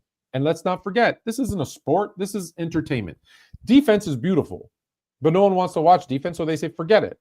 And they put all these rules into place, and I've told you this before. This is why I give perimeter defenders so much love right now. They have the hardest job in the world because they got to defend when all the rules are stacked up against you where they don't want you to defend. And that's why so you add in all the rules that favor the offensive player. And let me give you an example of one. I don't know if you know this. They changed the rule. So I'm dribbling the ball and I push off and I go up and I score. What was that? What did that used to be called? An offensive foul. Right. Now it's a defensive foul for getting in the way of my arm. No, what the hell, Tom? Go watch it. I've got they tweaked the rule. Okay. First of all, they tweaked the rule where it said if it doesn't completely throw the person's balance off. So for example, if I hit you and you don't flop, it's either a defensive foul or no call at all. Yeah. Whereas back in the day, we used to hit you, extend your arm, and it was an offensive foul. Right. We already know about hand checking. We already know about the defensive 3 second. So they've stacked the deck for the offensive player. So that's why I say anyone who's playing defense right now, I give so much credit to because it's impossible to. So yeah. So if I listen, give them credit. They're shooting 43s and they're hitting them at a high percentage. That is an incredible skill that has been developed throughout the NBA. But when you're shooting 40 of them out of 90 shots, by the way, so they're averaging 90 field goals. 40 of them are almost half your shots. Threes, yes. Okay. Give them credit for hitting 36% of them. And you have all these rules to stop the defense from stopping you. Well, yeah, the offense is going to go up. And I love it. It's entertaining. But let's not act like none of this other stuff is true because it is. Because it is. It's insane. Yeah. And it's insane and I love it. Right? Like that's kind of the catch-22. It is entertaining. It is better to watch. It is all these other things too. I agree. We got a dogfight on. We got a 1-possession game with 21 seconds. I want you to. I want. That's game. Yep, that's game. Nice job. Who won? Toronto. Brandon Ingram got a layup with 17 seconds to make it a 2-possession game. We good. Don't foul. Okay. And then Scotty Barnes comes up with a block at the end. Okay. Well, they're still losing to the Lakers. Mm-hmm.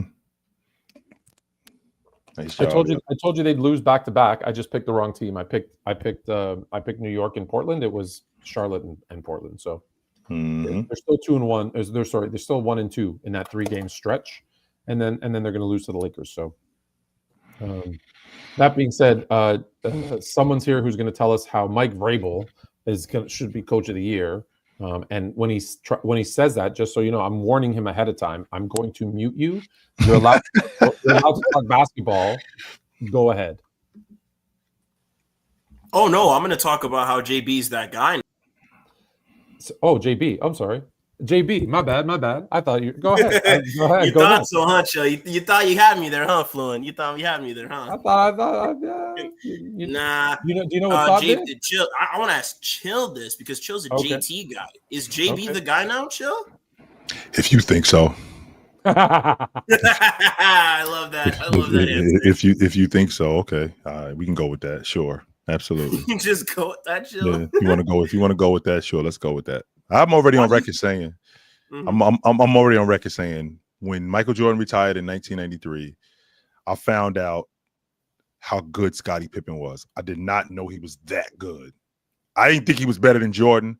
I just didn't know he was that good. That's what's going on right now. I didn't know Jaylen Brown was this good. I don't think he's better than Jason Tatum. I just didn't know he was this good, and he is. He is. Do you think it's kind of surprising, Chill? Because I mean, for me, it's like the first time we went to the finals, JB was 27-7. So I mean, now that KP and Drew are gone, it's not much of a surprise that JB's production just like. What do you think? Like, why do you think he's do you think he outplayed Jason Tatum in the finals against Dallas? Against Dallas? You think he outplayed him? Absolutely not, Chill. No, I think that was robbed. I think JT was completely robbed of the finals. Do you think he outplayed Jason Tatum in the playoffs that year? Y'all won the championship. Yes. You think he outplayed Jason Tatum in the playoffs? Outside of the finals, absolutely. Like really? JT,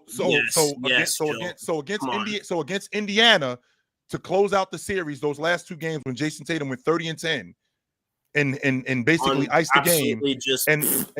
And not only did he ice the game, but on elite defense, which is what he was doing. He shot bad against Miami, and I'm not going to argue that point. But I thought that the facilitating, I felt like the playmaking was top tier. And then when we moved later on into the playoffs against Cleveland, against Indiana, are you really going to sit there and tell me that Jaylen Brown outplayed him those playoffs?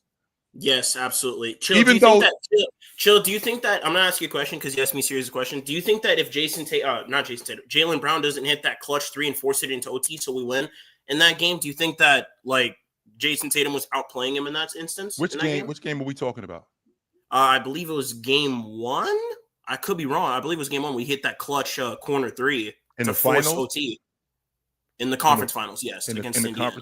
Against Indiana, I do remember that when they ended up leaving him open. That was super dumb. I don't understand. But don't forget, I think Jason Tatum has 7 points in the overtime. Yes, sir. Yes. I think he has 7 points and like 2 rebounds in the overtime. Jason Tatum did that. Not only that, Jason Tatum also, didn't he lead you guys in points, rebounds, assists, and blocks? In that conference finals? Yes, no, sir. In the playoffs. In the playoffs? Yes. But hold on a minute here, Chill. There's some context to that. Please enlighten me. Of course, Chill. Please. For me, at least, the reason that I think that Jaylen Brown particularly deserved to not only win that conference final players of the year, but also he outplayed Jason Tatum is because he had better defense. He played better defensively. His offense, particularly his scoring, was more consistent. He hit more shots. I mean, it's very clear, Chill. Like when we look at Jason Tatum, they were giving JT the ball constantly. This man owned the basketball. I get what you're saying, Chill, about the passing and playmaking. I absolutely think that was better than Jaylen Brown's, but I think his scoring production went down actually. Like just because he scored a lot more points, but they were inefficient. It was inefficient, extremely inefficient. Really? I mean, Chill, he went from like 47% in the regular season to like 43%. It was insane. He went from almost a 40% 3-point shooter, Chill, to like a 28%. So that's all we are. We're just long ball shooters. So if I can't shoot it from the long ball line, my game is whack. I can't do anything else. It's not just long ball. His field goal percentage took a massive dip. Chill, he went from almost 50% to the low 40s. Okay, and like his scoring product, which by the way, his main thing is scoring. His main value whose main thing? His main value, Chill, his number one value is scoring, and that went down in the postseason. And Jaylen Brown's main value is what? scoring, and it went up in the postseason. He no, it didn't. His level. No, it did not. That's just not true. That's not true. That's okay. Even if you don't want to say it went up. No, I'm not going to say that. No.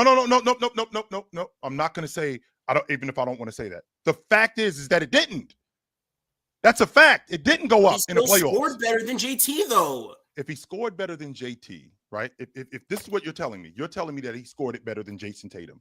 If he scored it better than Jason Tatum, then why weren't we running the offense through him? If he scored it better than Jason Tatum, why wasn't he the primary ball handler? If he scored it better than Jason Tatum, why wasn't he facilitating the offense like Jason Tatum was?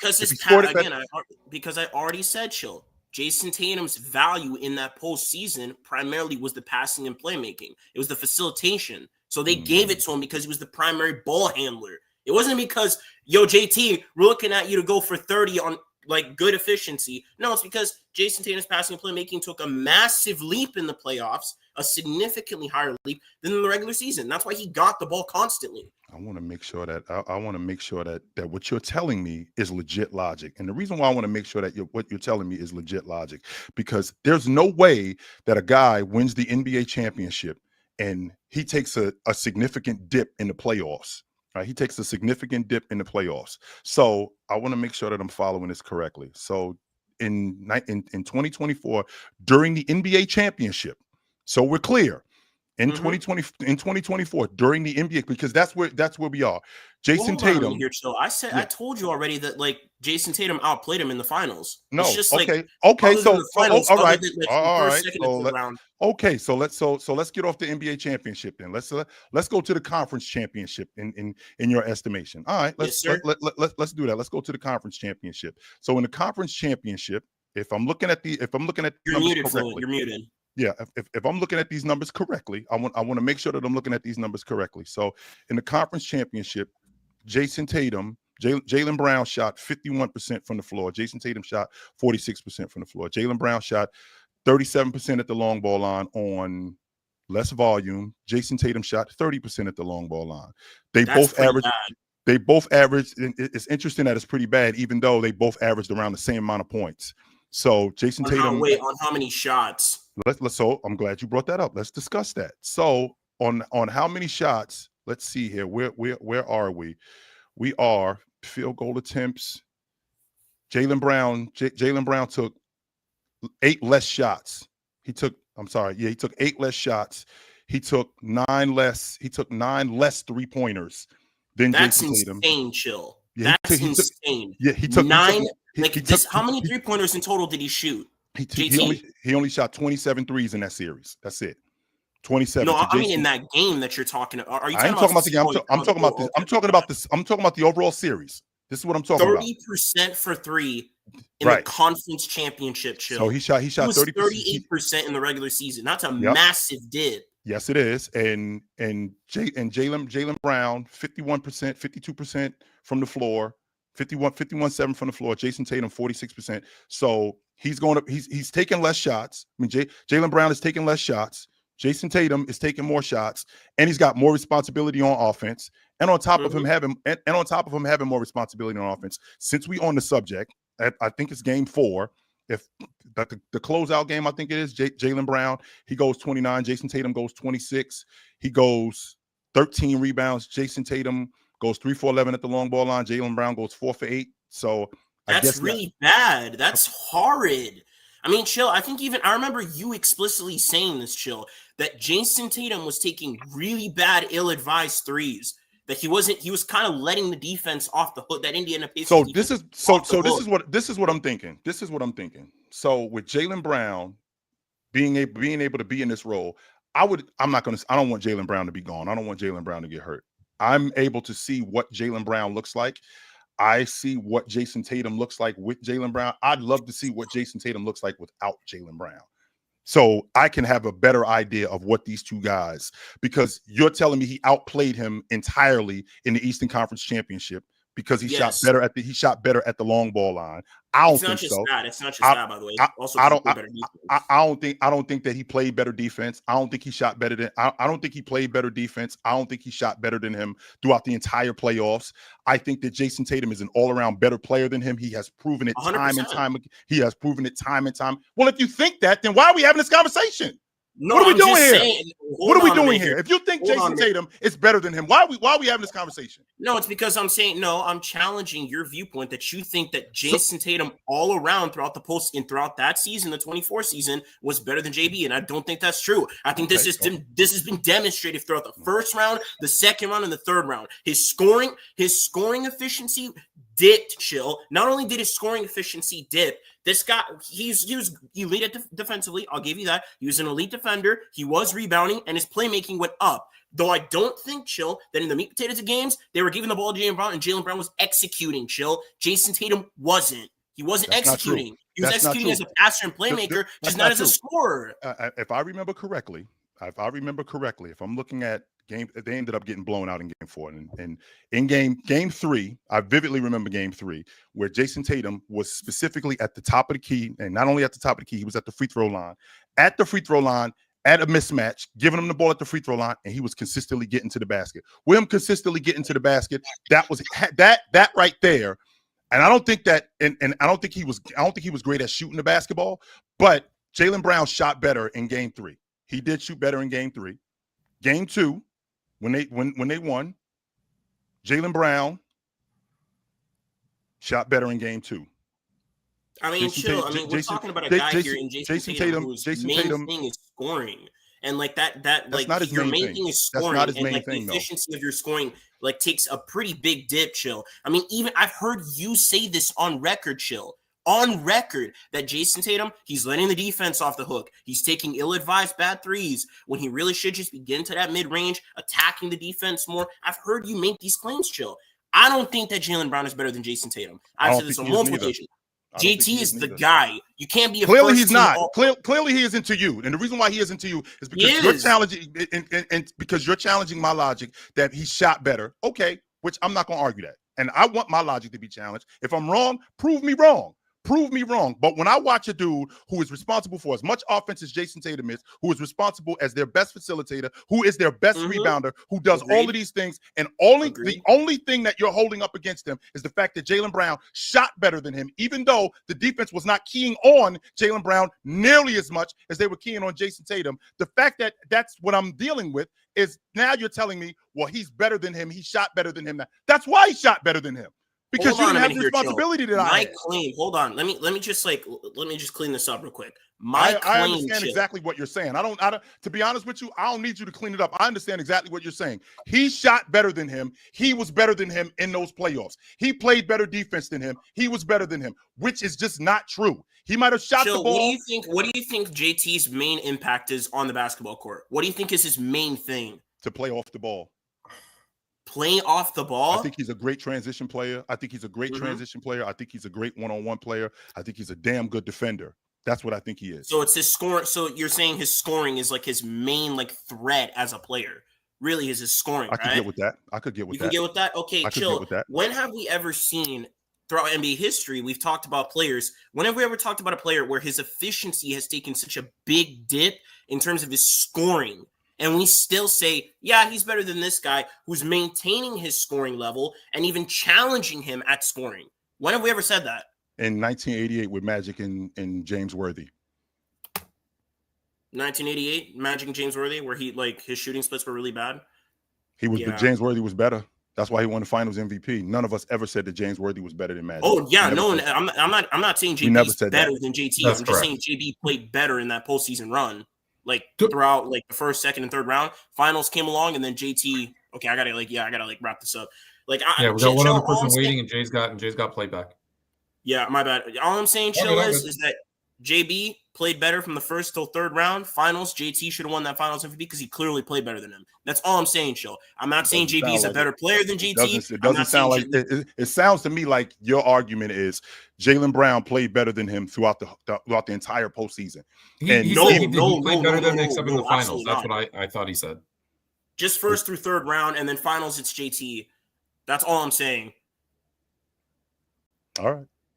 I appreciate the same boat, Chill, with Jason Tatum. He's the number one. No, we're not. No, we are not. We are not. No, we aren't. Liam, no, we're not. Liam, get ready. No, we're not. No, we are not. No, we're not. Yeah, and I'm cool with because that. you think no, that we're not. JT played better in the first 3 rounds. Mm-hmm. No, we're not. So I'm good with that. That's fine. All right. Hey, Y'all have a good one, though, guys. Hey, just before you go, I want you to know that the Bears are going to win 56-10 in the Super Bowl against the Patriots. Bye.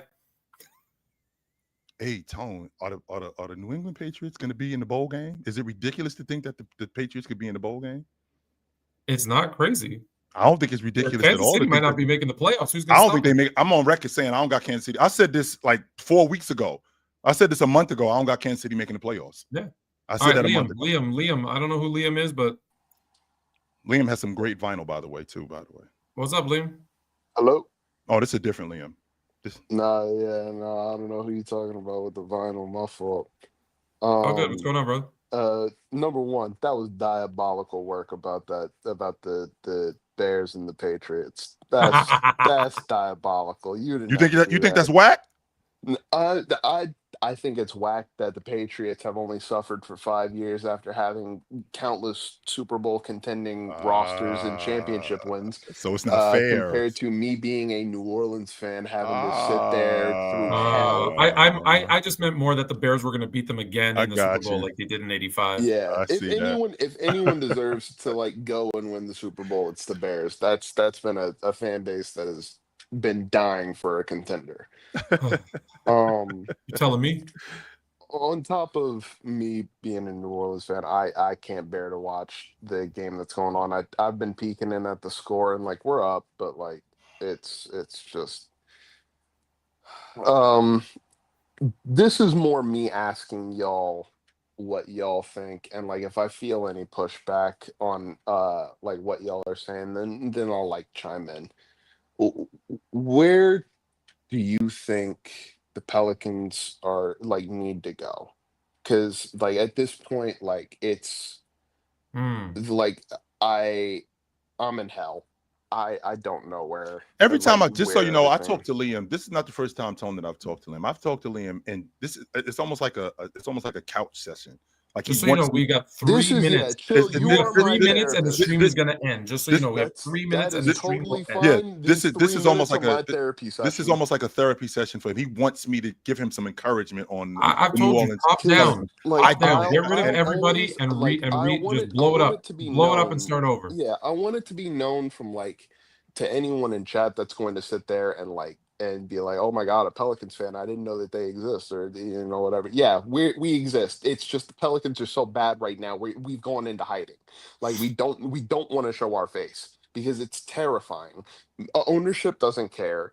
The upper management doesn't care. The players don't care. It's and it's not like I don't care, Liam, but unfortunately, we do have to go. As much as I would love to talk to you and give you your therapy session about the New Orleans Pelicans, but we do have to bounce, brother. It's good to talk to you, my man. I appreciate it. I'm sorry, Liam, but hey, blow it up and start over. Yeah, blow it up and start over. Yeah, that's the best route, I guess. Yeah, all right. Appreciate you, brother. That was a good one.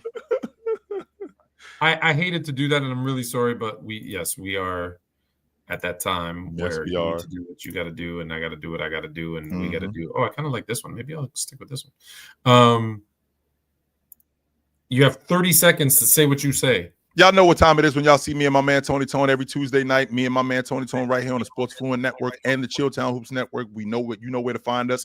We will see you soon. Until then, put on a suit, drink water, don't drink and drive. Hey man, call your mother. Well, last time we talked to your mother. Call your mother. I just talked to my mother yesterday, as a matter of fact. We will see you guys soon. But until then, take it light. But take it. Absolutely, man. It was good to talk to you guys. No doubt.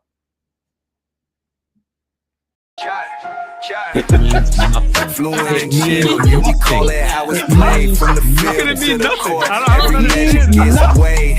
Fourth quarter heat, over 2-minute drill. If you can't handle truth, better chill with the skill. LeBron or MJ.